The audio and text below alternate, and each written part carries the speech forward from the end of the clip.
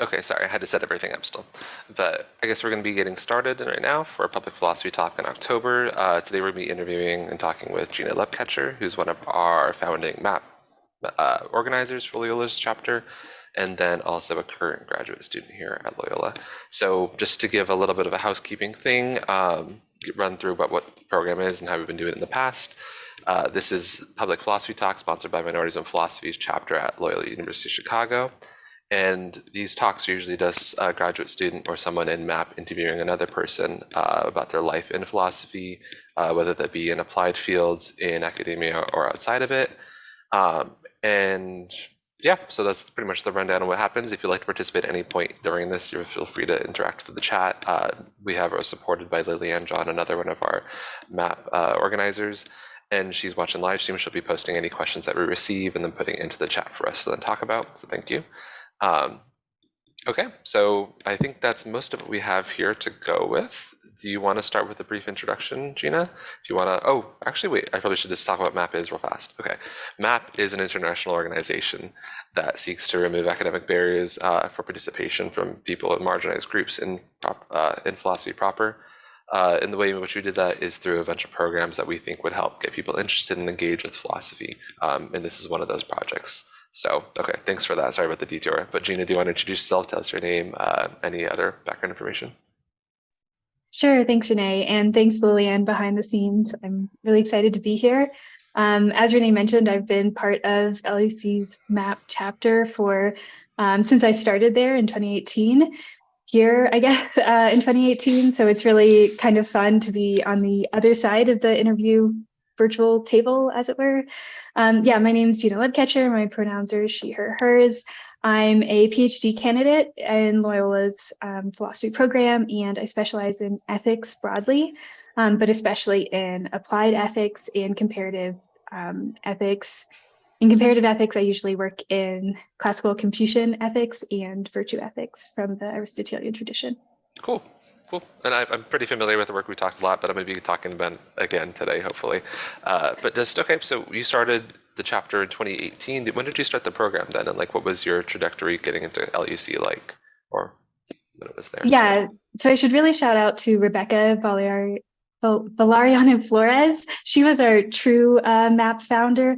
We founded it in 2018, which is the year that I joined, but Rebecca actually reached out to me before I started the program once I had been admitted.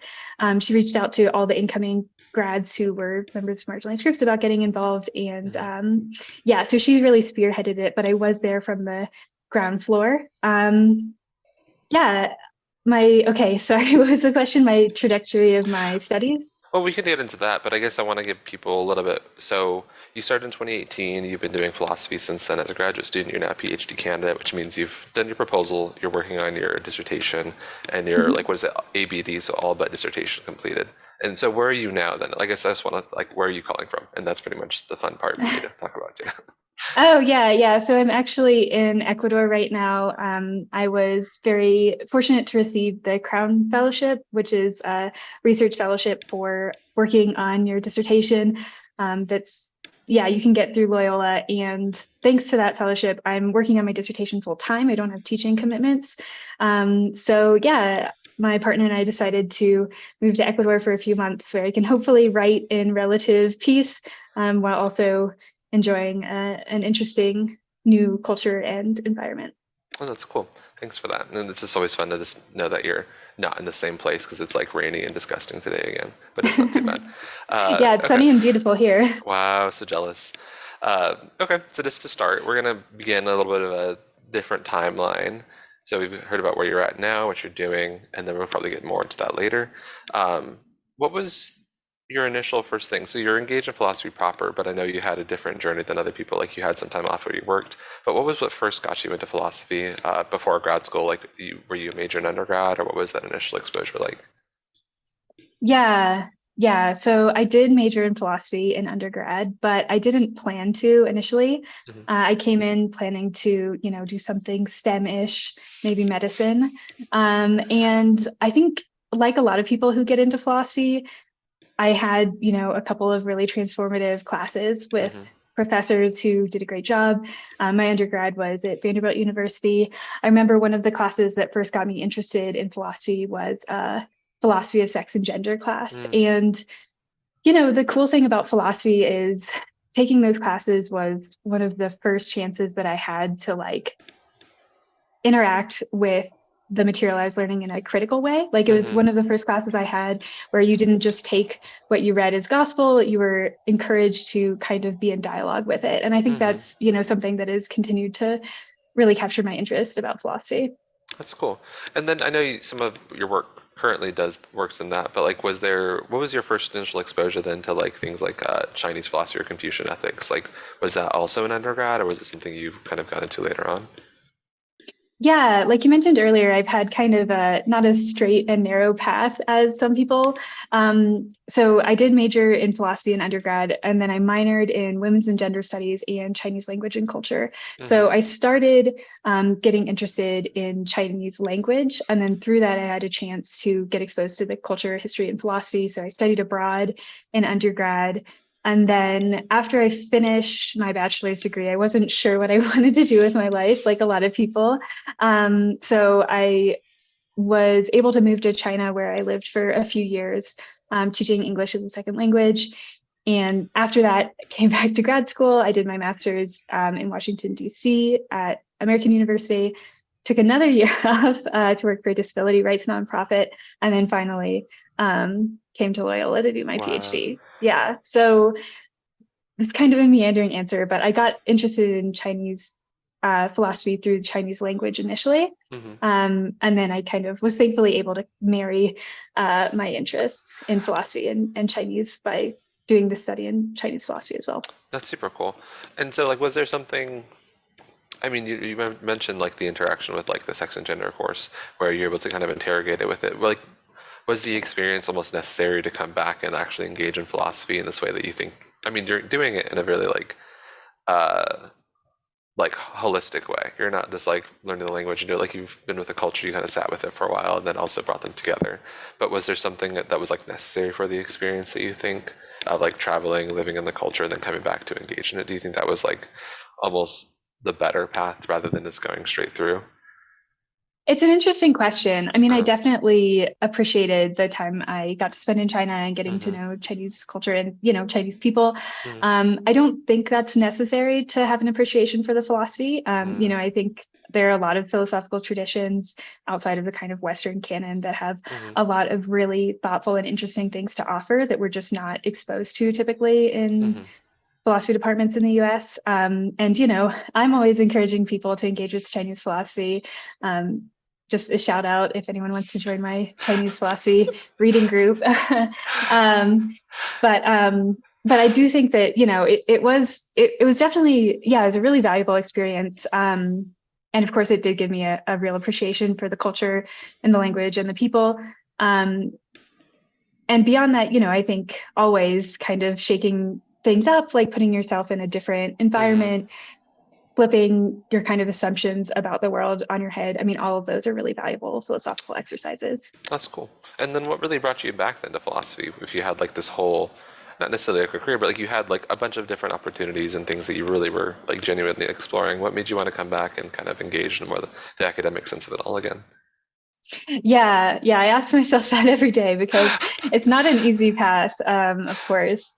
But ultimately, I realized that, at least for me, it was a decision between doing what I was passionate about or doing something else. You know what I mean? And it's like, yes, obviously grad school is super stressful and overwhelming and a lot of work. So is the tenure track and all these other things that come along with academia. But we also have to recognize that we're really lucky to get this chance. Like very few people get the chance to get paid to research what they find interesting. And even though it sometimes means weird hours or, no weekends, it's worth it to get to pursue, what I'm passionate about and what I love. Yeah, that's cool. That's a really positive way to read it. Sometimes I'm just like, why did I do it then too? But having the rarity of it is actually a good reminder that it's not something most people would usually get engaged in. I think it's like less than 1% of the whole like U.S. population is in Which is some weird statistic, which is kind of surprising. But okay, cool. Thanks for going over that. And we have a question from Liliane, and then I have one for Brandon right after it. But I wanted to ask you about your work and disability. So I know historically with MAP, you had a reading group where you and Claire, another one of our graduate students, talked about like disability studies and how it engages with philosophy. But what was the like nonprofit work that you did before in DC? Like, was that something that was like fundamental that kind of influenced you taking this up? Or like maybe this is the whole experience. If you want to tell us more? Yeah, thanks for that Mm-hmm. question, Lillian. Yeah, so when I was in DC, I spent about a year working for the ARC, which is Mm-hmm. the US's largest disability nonprofit serving people with intellectual and developmental disabilities. I actually got into that work from an internship from my master's degree, which was in philosophy and social policy. So it was really focused on applied practical philosophy related to like public policy issues. Mm-hmm. Yeah, in that work, I found it really fulfilling and important. And one of the ways it's influenced my philosophy is thinking about the way that philosophy as a whole has this kind of obsession with reason. And reason is often defined in ways that excludes not only people with disabilities, but also, women, other members of traditionally marginalized groups who've just been whose ways of reasoning have been discounted or who've been kind of labeled as like overly emotional or Mm-hmm. less objective than the groups in power. Mm-hmm. And yeah, and additionally, like the idea, you find this especially in Kant, which is not Mm-hmm. to say I don't like some aspects of Kant's philosophy, but the idea that you have to have this kind of universal objective rationality to be a good person, in my view, is really harmful because it can lead to the denigration and exclusion of groups of people, like people with certain intellectual and developmental disabilities who are regarded as less rational. Mm-hmm. Yeah, no, that's definitely a recurring kind of feature of not so much older thought, but I guess it's just things that have been taken as like assumptions in history of philosophy. So that's interesting that you investigated, and it kind of helps answer this next question we have, which you've actually mentioned briefly about how you saw gender studies, disability studies, and philosophy all kind of tied as in this one thing. Like these aren't just they're not like value neutral. It's kind of assumed these aspects and it has implications on these specific groups. But do you see your work in like these like kind of three, sorry, my cat's in front of the camera. Do you see your work across these three fields tying together more broadly, like in the topics that you discuss, or is that something that you have like just motivating in which you engage in philosophy? Yeah. I don't know. Yeah. My philosophical interests are kind of all over the place. I'm thinking about that a lot as I'm trying to get my dissertation finished, because a lot of it is just reining in when I really want to study all these different things. But I do see them as really connected. And I think, if I had to pick out like a kind of guiding thread, to my philosophical interests, it would be around these kinds of systems of marginalization or oppression. And I do think that, these things are all closely tied, you know what I mean? Like discriminatory systems that harm people with disabilities also often harm people of color, women, and other members of marginalized groups. And I think that, a lot of the ways that these kind of socially vulnerable identities are constructed actually have a lot in common. And so I'm interested in exploring that kind of shared aspect, if that makes sense. Yeah, no, that's interesting because usually these would be something like crazy, not crazy different fields, but fields that are not really in common most of the time and in dialogue. So it's cool to see that not only do they have similar applications, but like maybe similar framings of how the problem is or like what the trends are and how people are treated a specific way. So that's interesting to think about. Yeah, that's super cool. Thanks for that answer. And I guess follow up a little bit too. So this is something you mentioned. So gender and disability were topics that you discuss in your undergrad education. In your master's, you kind of develop this in field of disability a little bit more, and then your nonprofit work. And what is your current work as like a PhD student? Like, what's your dissertation on? What's the core focus of the core argument, if you want to talk about it? Yeah, sure. This is good practice. You're supposed to get like a dissertation pitch down. Yeah. So my dissertation is basically in comparative philosophy, looking at Aristotelian eudaimonic virtue ethics and classical Confucian philosophy. I especially focus on a classical Confucian figure named Mengzi or Mencius. And yeah, I'm trying to pull together all these different interests in these Mm-hmm. systems of marginalization or oppression, and thinking about the ways that Aristotelian virtue ethics has many positive features, right? Of course, it's been promoted since the 1980s by Mm-hmm. a lot of feminist philosophers and others who think that it kind of helps to address this focus on rationalization that we see in Enlightenment era Mm-hmm. philosophies. Um, but there is still this problem of Aristotelian ethics um, focusing on, you know, the person as a rational animal, Mm-hmm. to, as some put a gloss on it, or this idea that activities that are rational, and there's a lot, around whether you want to translate that in that particular way, are kind of essential features of our human nature. And so Mm-hmm. I'm interested in how we might come to develop a eudaimonic virtue ethics that has all these positive features, like um, showing that emotions are really important in ethical Mm-hmm. reasoning, emphasizing the way that we rely on our community to develop into rational agent or moral agents, sorry. Mm-hmm. Um, and this focus on being a good person also being good for me, right?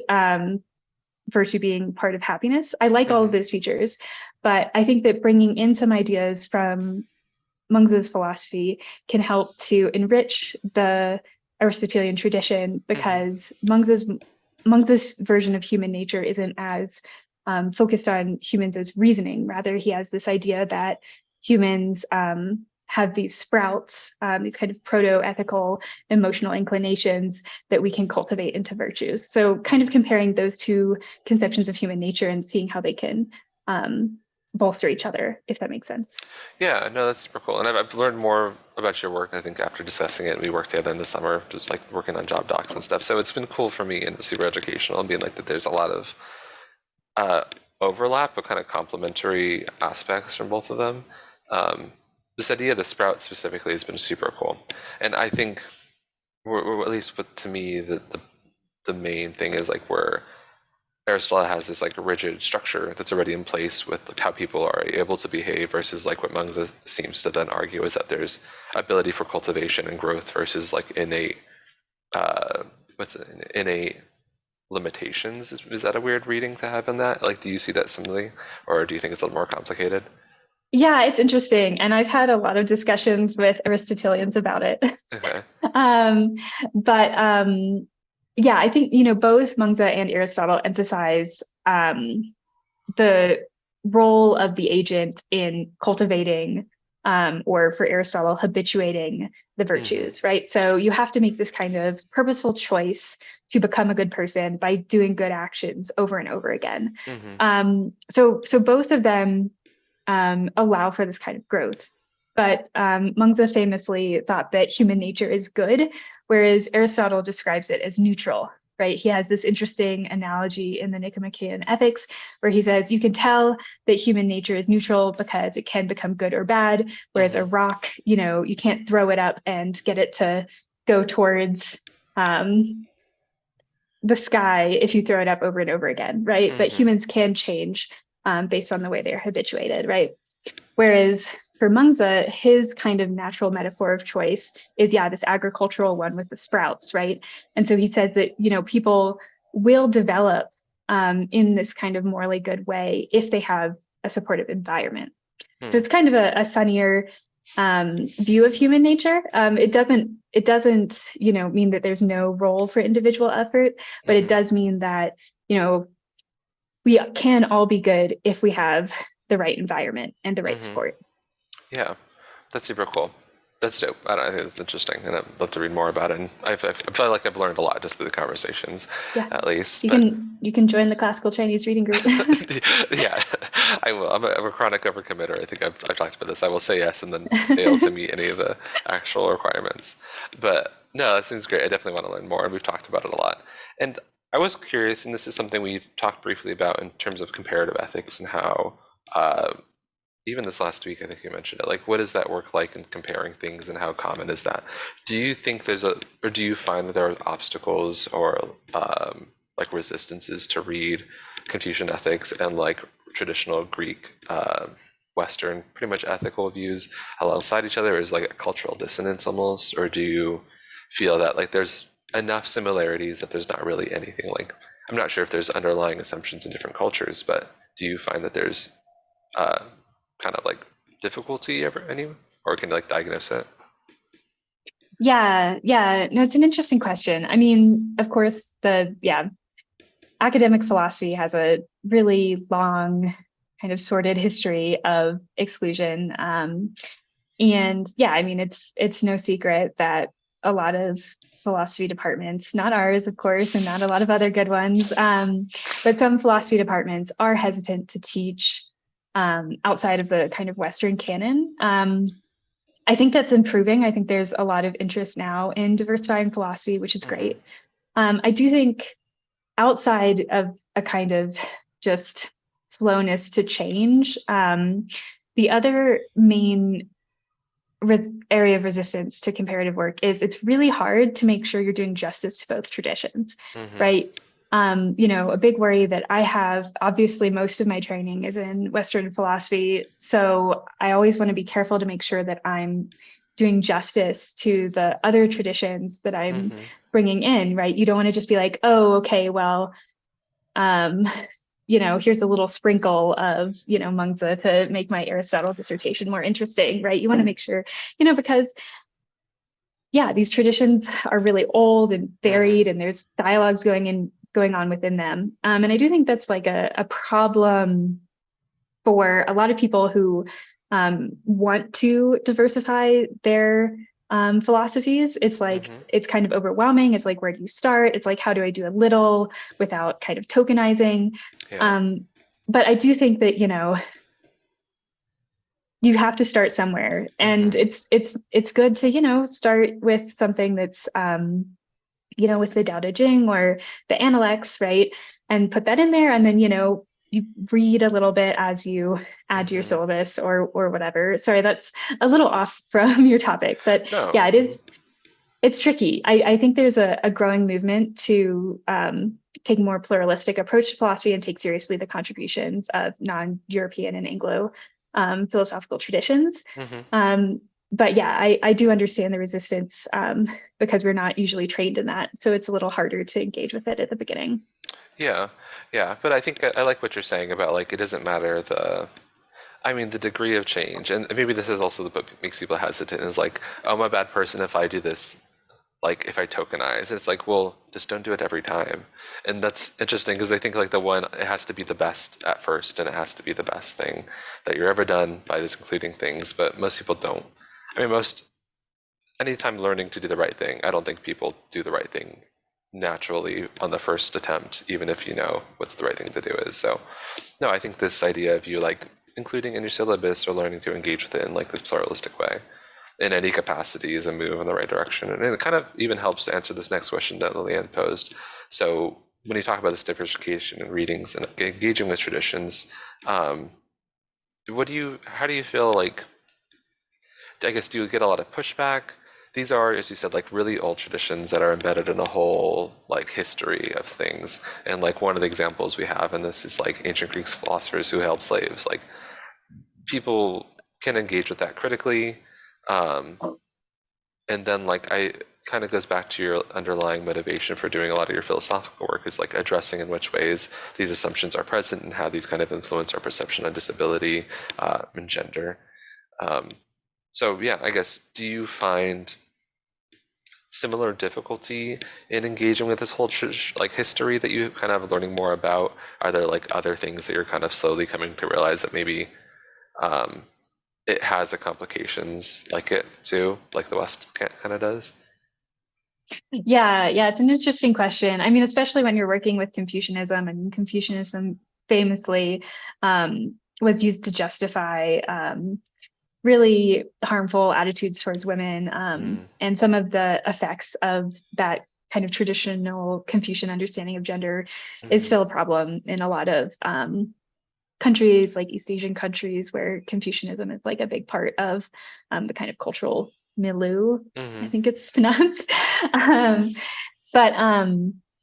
Yeah, so I mean, I definitely don't want to come across as being like, oh, well, you know, the Western tradition is awful and the Chinese tradition is great, right? Of course, you have to, when engaging with anyone who is writing, 2000 years ago, of course, they're going to have held some views that we now recognize as abhorrent.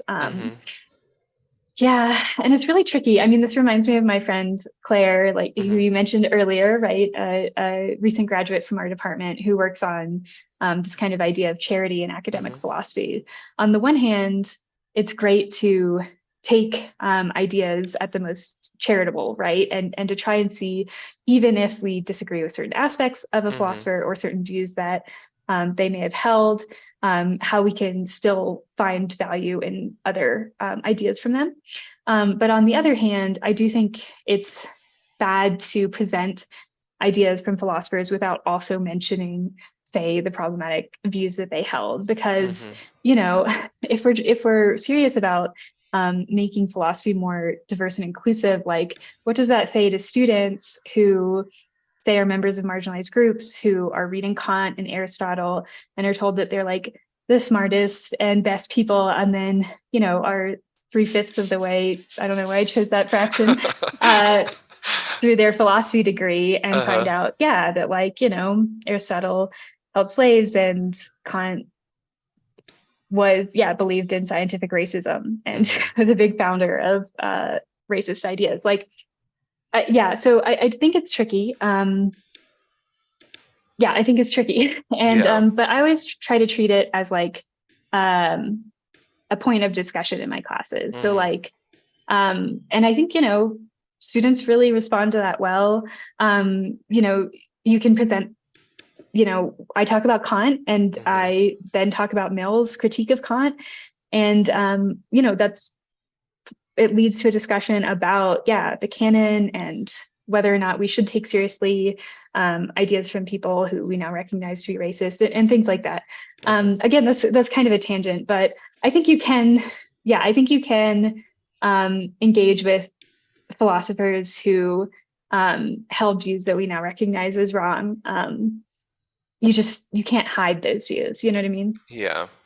No, I definitely think that's true. And I like what you mentioned about it almost being a disservice to the students themselves, because it doesn't, I mean, in philosophy, they always say, like, the way to get through things is through disagreement, and that's how you learn, which might be true in some cases, but in the case of, like, you never having your own, or the own figures that were kind of building this discipline behind them go and challenge is kind of insane. So, no, I think you're right, it is complicated, and as I'm preparing to teach next semester, I'm also thinking of, like, how am I going to do this? Or before I'll just say something, it's like, well, maybe I can't be unfair, because there are certain things that we could be charitable in their accounts for, but also things that we can push against. And for listeners and people watching, we did have a public philosophy talk with Claire last year. I think you did the interview, so if you ever want to go watch that, you can go watch that too in our recordings. But no, that's great. And I really like the way you're talking about things and ethics. And I wanted to further ask, like, do you see connections and stuff that you're learning with Mungza and how you're engaging with his work connecting to, like, your everyday life? Because I know you have like a really strong passion for teaching, and like your effort to diversify and kind of make things as inclusive as possible. Do you see that as coming from like your work with Mungza, or how do you see his like values and things that you're learning from him affecting your daily life? Yeah, that's an interesting question. I appreciate it. I love Mungza. I just really I really love the idea that, every person has in them the capacity to become good. And I really like the idea that what it takes to become good is our own effort, but also a supportive environment. And I think that, there are a lot of people working in this area right now, and I'm sure if I had been working on this chapter of my dissertation more recently, I'd be able to name drop them. But, I think that provides a really good foundation for, social justice, because, Mungza is clear that, you can't expect your citizens to become good people if they don't have enough food to eat, or they're he was writing during the Warring States period. So that, yeah, everyone was starving. There was wars going on. Yeah, of course, like no one can develop into a good person or to their full potential in that kind of environment. And so I think it's, yeah, I think about that a lot, right? I think that that's a really good way to kind of navigate the idea that everyone has the potential to be good, with the reality of seeing some people who do bad things, right? By kind of motivating this idea that, well, if we really want to make sure everyone can become a good person, can become a virtuous person or a junza, then yeah, they need social supports. They need a safe place to live. They need food and access to an education and things like that. Yeah, that's cool. And what I find interesting, and this is going to be follow up to the next question, is like this emphasis on community, like responsibility versus like the responsibility of the individual, which Aristotle and more traditional, like, I'm not sure if they're all called liberal thinkers, but like the believers of like the individual have like having all the values, where it seems like, well, Aristotle gives some like credence to like conditions and materiality, that you cannot have virtue sometimes if you don't have like the proper looks or something weird where it's like a material thing that really can't change, or like with wealth and stuff like that. But the fact that it's not only the responsibility of the individual, but it's like, oh, if you're pursuing this idea of virtue and with this kind of more nurturing account, it's not only the responsibility of the person, but like the community and people that they're in community with. So I think it's cool. And it kind of segues into this work recently. So we recently presented together as a panel on like relational theories and ethics. And so can you tell us about your experiences and like even just doing things kind of through a community of people? So you've done a lot of community work with MAP, with your work before you joined graduate school. And then I know you also engage with IPAB, which is the interdisciplinary association. What do you remember? Philosophy and Bioethics Lab. Okay, philosophy and bioethics. Yeah. So you have like a good array of things that you engage with, but those are always working with like very different communities across from that. So can you tell us a little bit of like your community work and history of just working with each of these groups? Like, is it only that you're engaged with them on an intellectual level? Do you co-author things? Do you participate in things together? Like, what's that history like for you too? Yeah, thanks, Rene. That's a really good connection. Yeah, I think, yeah, no, good. I should have talked about this when you asked how it affected my life, but it took you drawing Brandon's it out. question, so this is helpful. I stole it and I kind of reworded it in a really rude way, so I should cite Brandon more for this. Okay, well, thanks, Rene and Brandon, for that. Yeah, so yeah, I mean, I think thinking about kind of contemporary critiques of liberalism, especially like, yeah, philosophers of race and feminist philosophers have made in recent years, right? I'm very convinced by the idea that like kind of liberal, autonomous individual is a fiction, right? And so there's a lot of really interesting work being done now, comparative philosophy between like feminist ethics of care or relational theories of the self and Confucian ethics. I think I totally agree with both this Confucian and feminist relational attitude. And like you were just talking about, Rene, that basically, no man is an island, like the idea that ethics is best thought about as people interacting with strangers fully grown, right, is just, it obfuscates the work of women and other members of marginalized groups who support them behind the scenes, right? It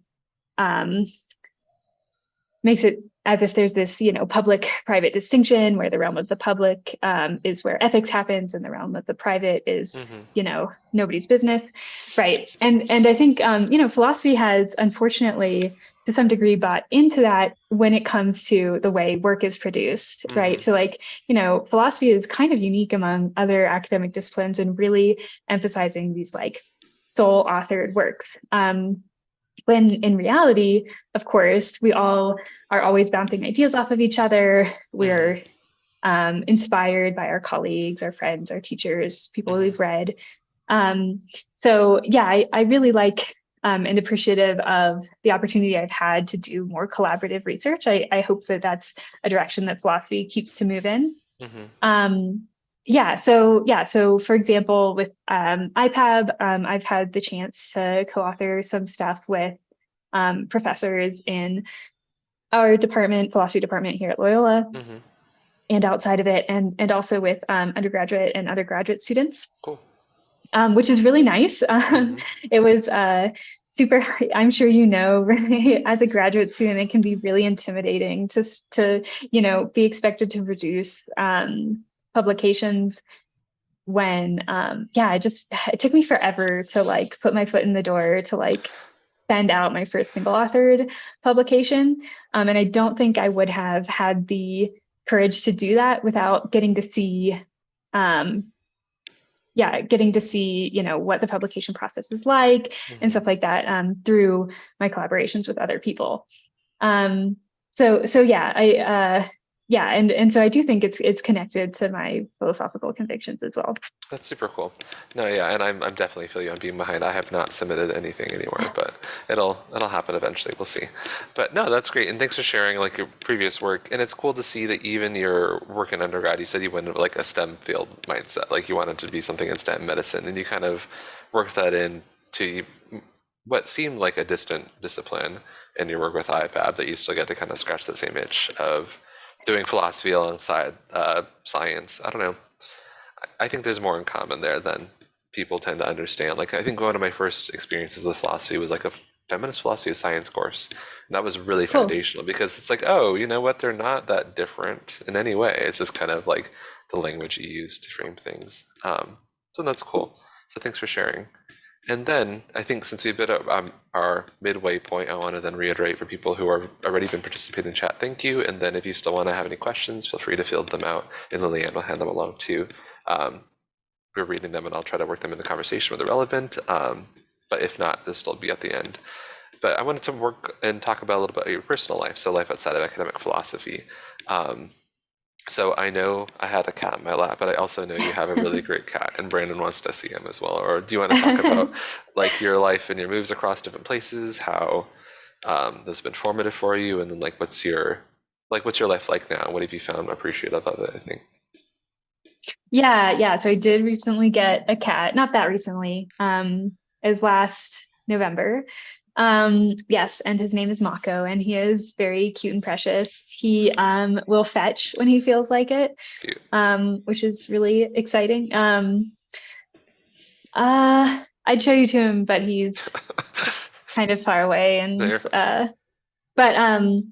yeah, so that's been really nice. We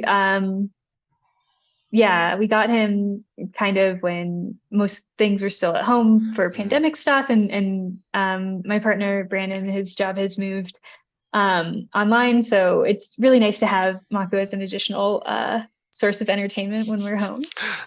And he's a really adventurous cat. I mean, since we got him, we really didn't want to give up travel or like going out and doing things. So mhm. we've been trying to train him to walk on a leash.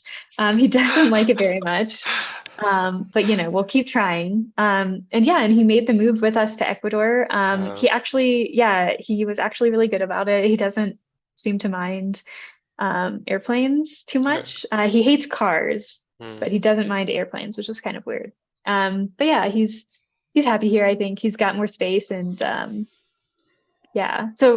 I mean, those are the main things going on in my life outside of philosophy. So I am writing my dissertation, I'm applying for jobs, I'm playing with Mako, and yeah, trying to explore Ecuador. I started taking Spanish. wow. You're probably thinking, well, you should have started taking Spanish before you moved to Ecuador.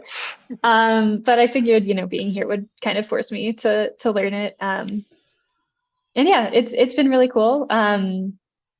Trying lots of new foods. That's cool. Well, that's dope. It's good to Yeah. know that you're experiencing new things and trying to grow like a new skill set. And it's best to learn through immersion. I mean, like I'm before you moved to China, like your language skills, like were they kind of along the same worlds? Like, yeah, you knew some, but then like really had to like test it through experiencing the culture and engaging with it daily. Like, does that kind of immersion help you in the past? Yeah, for Yeah. sure. I was in a little bit better position because I studied Chinese all throughout undergrad and a little bit in high school. So Oh wow. I definitely had a better foundation in Chinese than I do in Spanish. But it is remarkable the difference between like what you learn in a class versus how people actually talk Hmm. in the real world, so to speak. So yeah. Um, yeah, and like I said, I mean, I really think that, any kind of opportunity to kind of step outside your comfort zone and experiencing the world from a different perspective Hmm. can, broaden your philosophical reasoning too. So Yeah, that's a good point. And I wanted to ask, so when you're working on your dissertation, it's basically like a large expanse of time that you're given to be like, okay, at the end of this, you have to finish. Um, and you mentioned it briefly earlier with like the PhD work that there's like a really bad like at home time versus at work time. Like you're kind of constantly feeling, at least if you're not actually feeling like you're on the clock. mhm. So how do you find yourself establishing like a work-life balance? Like does moving places and like working different locations help you? Or like what's your system of kind of separating the two worlds, at least for the sake of your own, like, I guess health is probably the better word for that. Yeah. Yeah, no, it's a good question. I don't know that I'm the best one to answer. I've been doing my PhD for a long time now, and I still haven't totally figured it out. But yeah, for me, I'm one of those people who like really does well with like accountability. Mm, I'm not as good at motivating myself, so I have to seek out opportunities to like give myself deadlines mm-hmm. and have other people help hold me to them. So, like for example, Renee was super helpful this summer when we met up to work on job docs together. I'm much more likely to do work if I know someone else is going to see it soon. And then similarly, I've joined a lot of online like writing accountability groups. Oh, cool. That helps me a lot. It's really nice just to have the option to like, even if you don't talk very much, just to work alongside someone else who you know is working too. Mm-hmm. Um, yeah, and then I use the Pomodoro method a lot. I know Lillian is familiar with that too. We've used it to study together a lot in the past, but that way you give yourself. For those who aren't familiar, it's like 25 minutes of work and then a short break, or they have 50 minutes of work and then a short break, and you set a timer. So that's really helpful for like, Mm, one problem I think with huge projects like a dissertation is that it can feel daunting to get started, or it can mm-hmm. feel like it's pointless to work on it unless you have like 4 hours free at a time. Mm-hmm. And, realistically, that's not going to happen. We've all got emails and meetings. Um, so, starting with manageable 25-minute chunks and then Yeah. seeing how many of those you can do a day is helpful. Yeah, that's a good system. I haven't implemented anything like that. I usually just like sit at the computer and I'll be here for 9 hours and I'll just be like, I'll get what I get done, and usually it's nothing. I remember in undergrad, this professor's like, yeah, max 3 hours a day of work is like what I think I can actually get done, which is a really interesting thing. And I think every time I've talked to her since then, she's like 4 or 5, so she's moving it up. But I don't remember what the original number was. But I kind of agree with you of like having some limitations and will not only make the work a little bit easier on yourself, but hopefully more productive rather than kind of just like passively doing something. Because when I sit at my desk and type, it's kind of like not as dedicated as I like to be. So something like that would probably definitely help. So that's cool. But do you have any hobbies and stuff outside of this or outside of philosophy? Like what is your like what's your daily routine? What do you like really like? This is my me time type of stuff. Like what is for you? Yeah, yeah. Well, now that we're in Ecuador, I'm really trying to use time that I'm not working to, go out and explore. So, Mm, yeah, which is also really nice because I feel like breaks where you're a little more active help your brain rest more. yeah. So I'm taking a lot of walks. I drink a lot of coffee. I sometimes will like go out and get myself coffee as a treat for like, getting a certain amount of writing done or getting a job application submitted.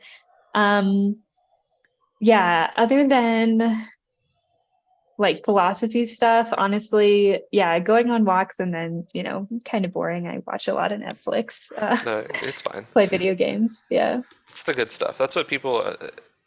It's one of those things I don't think people realize is like when you're at your desk, you might as well start playing video games. Like it's kind of the same work situation. We're just doing radically different activities, but one's restful and one's not. So no, that's cool. Good to know. Do you find coffee? I'm actually very genuinely curious about this. How is coffee so far for you in Ecuador? Like, what is this experience like? Is it good? Because I know like Oh a lot of yeah. at least farms and local things are there. Yeah, the coffee here is amazing. Okay. Yeah.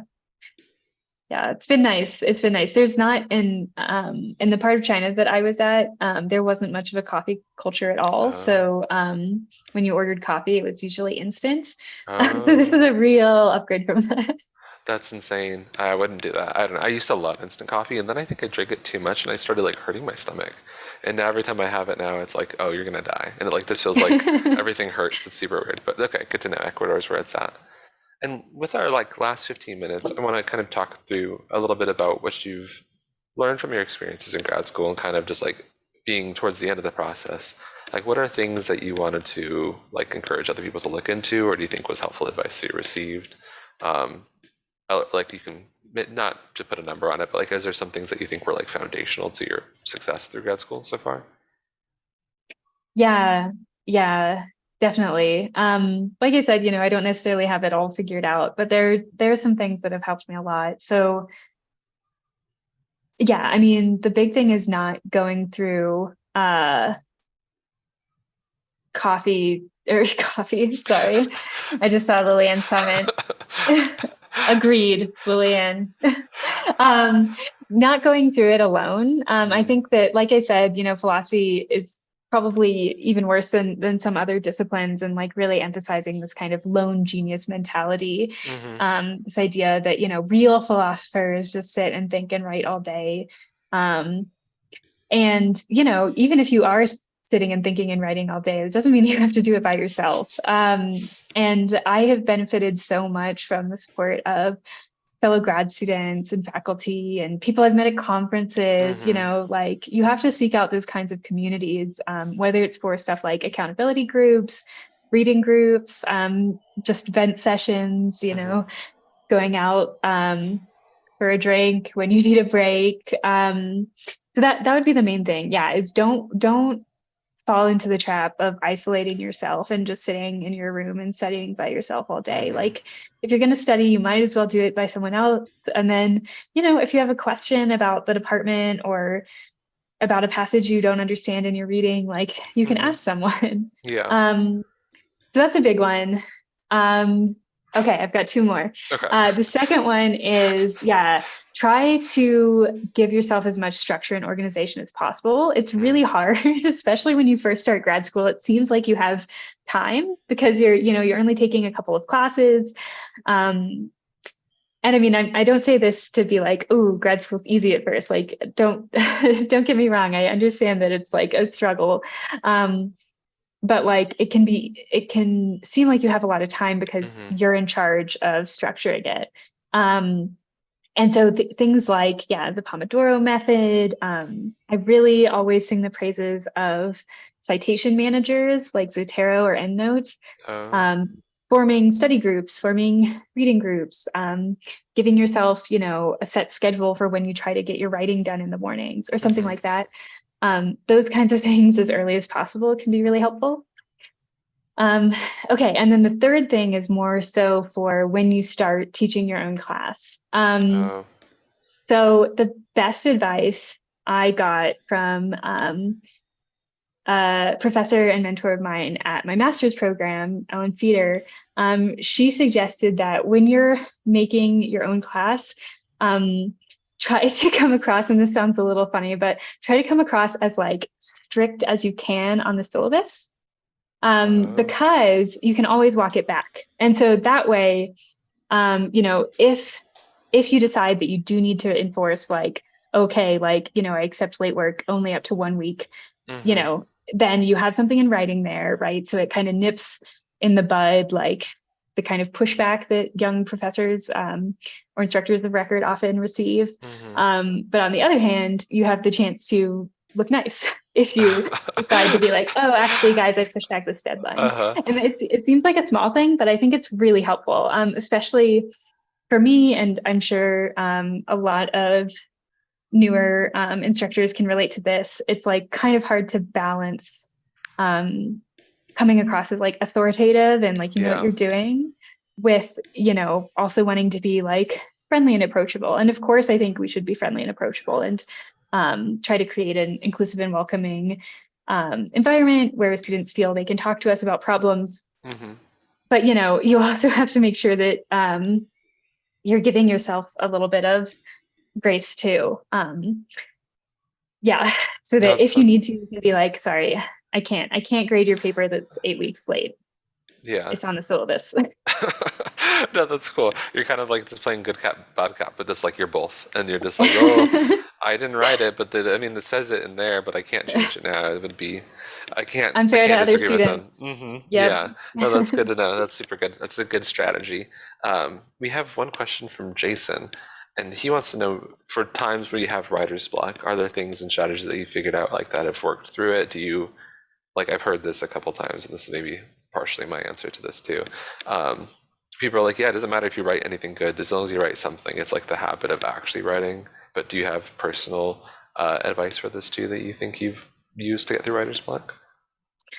Yeah, I have also, hi Jason. Yeah, I have heard that advice. I don't know if it works super well for me. Mm, Um, but I do think it's good to try.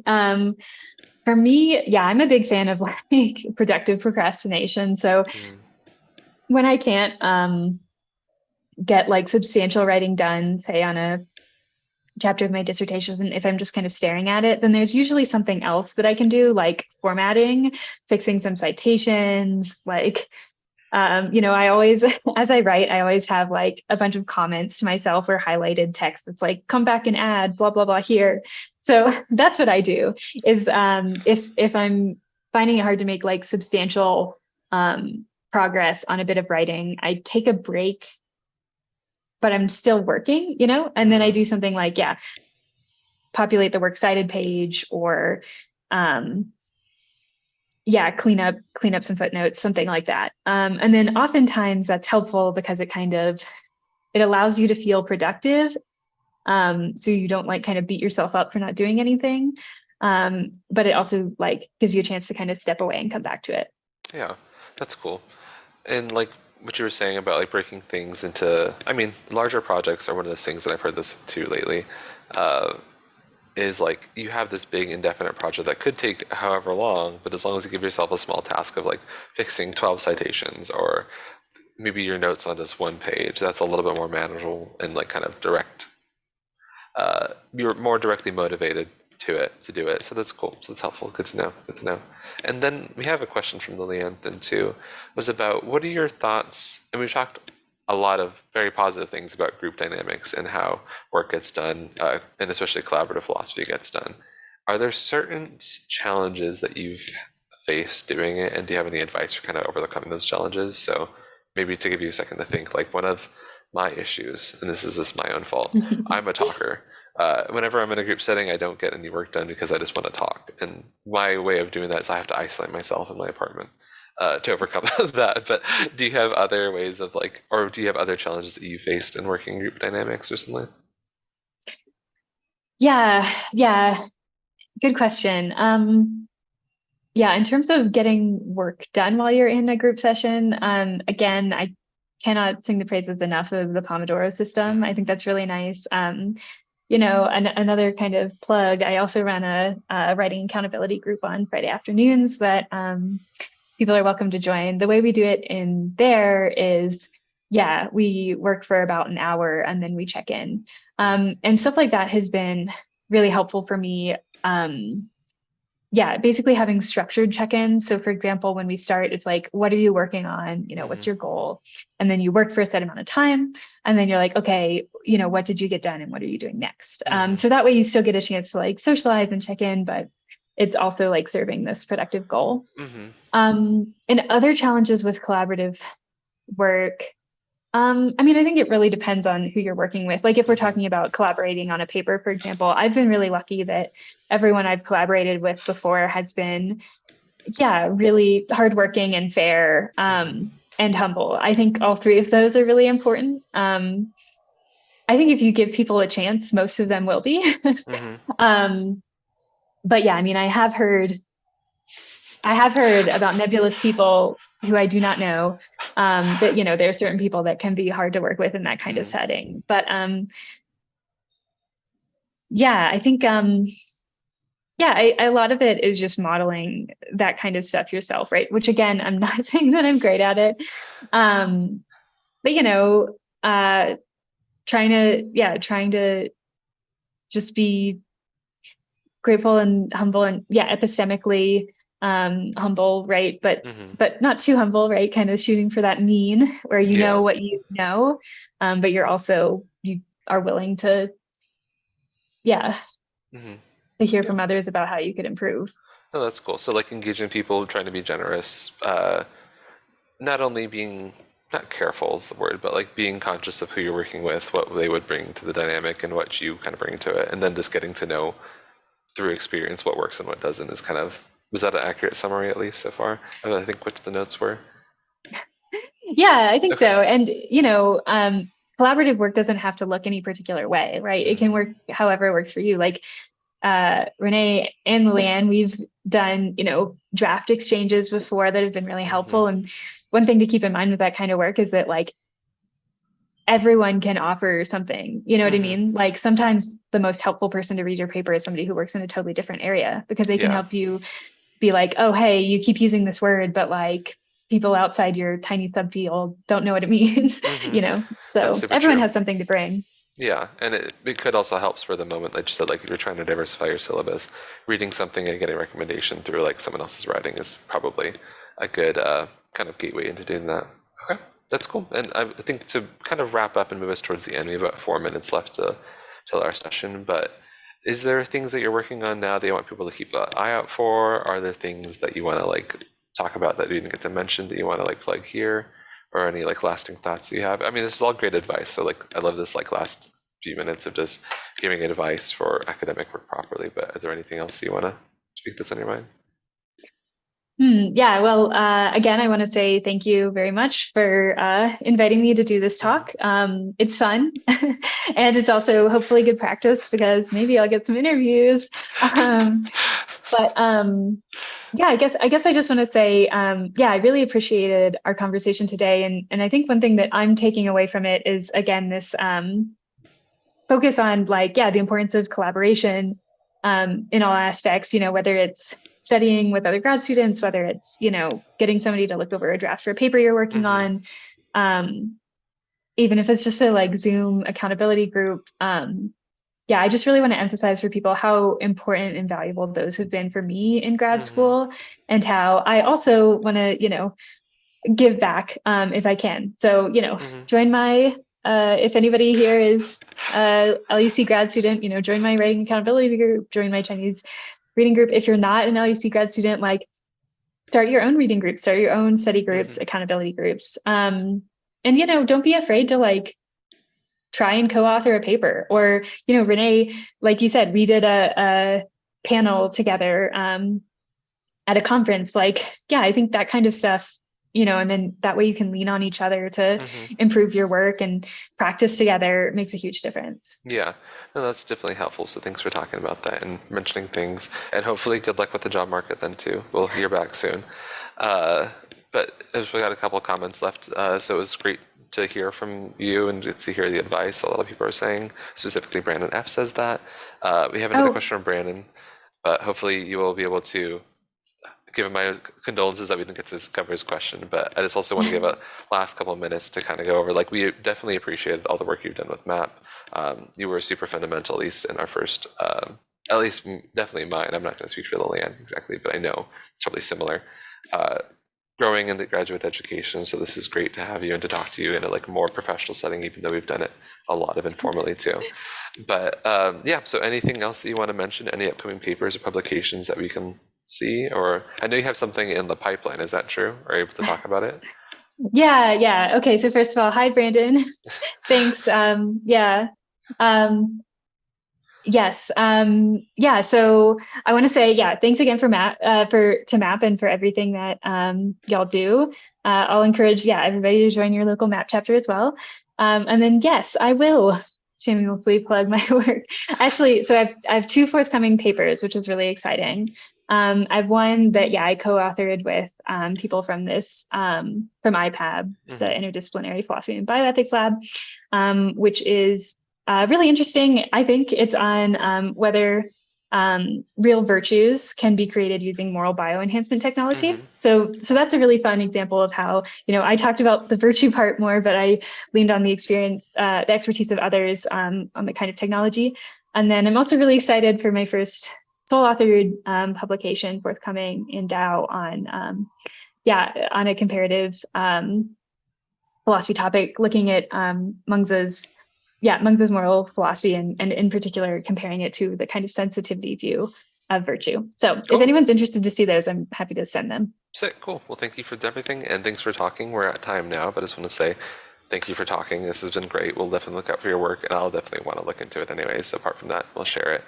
But if anybody wants to follow up about any of these talks, I just want to reiterate that these are part of Minorities in Philosophy's program at Loyola University of Chicago and is organized by our MAP chapter. Current organizers, and Gina is still heavily involved, but if you want someone, and Gina's doing a lot of work on her own, so we don't want to bother her with a bunch of questions, but if you want to follow up, feel free to follow up with Liliane or I. Liliane, thank you so much for the work behind the scenes today. But yeah, our emails will be posted in the chat. Our links are also included there if you want to follow up about anything, and we'll be doing another public philosophy talk probably within soon. We'll do this on when we think about it, and we should do it more often. But yeah, definitely be looking out for that soon. We'll announce that there are LUC channels. But if you're not a part of LUC and you are watching this, feel free to follow the link as well, or to follow this channel, and we'll post the live stream dates and scheduling, and then the recordings afterwards if you want to access any of those. But I think that's all the things we have to include. So thank you again for everything, and hopefully it was a good talk and people enjoyed listening, because I definitely enjoyed asking questions. Thank you again. Yes, and thank you, Rene and Liliane, and to everybody who joined in the chat. Mm-hmm.